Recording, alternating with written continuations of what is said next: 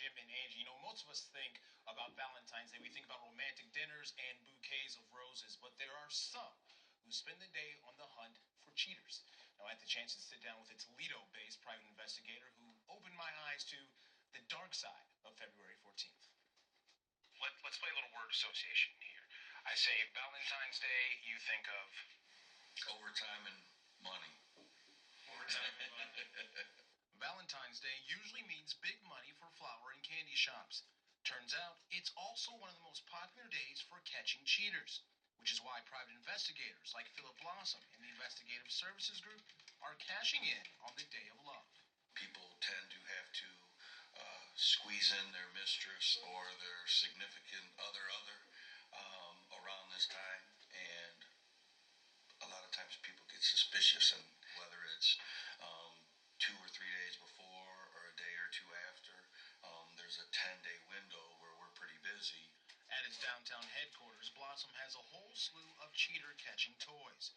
Everything from motion-sensing cameras to tracking devices, even a miniature recording unit hidden in the face of his watch. But that's not to say he's beyond going a little old school. We pop the glow stick, shake it up, get it glowing, and then what we'll do is we'll put a little pinprick in here so it slowly drips, and then we'll attach this to the bottom of a vehicle, and at night when we're trying to follow it, we'll see the little glow in the street to show right where they're at. With the rush of business Blossom sees this time of year, he says it's necessary to pull out all the tricks. How easy is it to catch a cheater? If they're cheating, we usually catch them.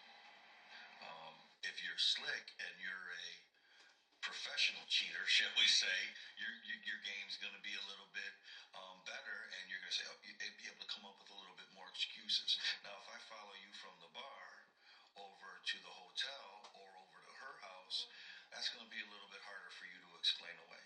But if catching cheaters is easy, delivering the news to the suspecting spouse, not so much.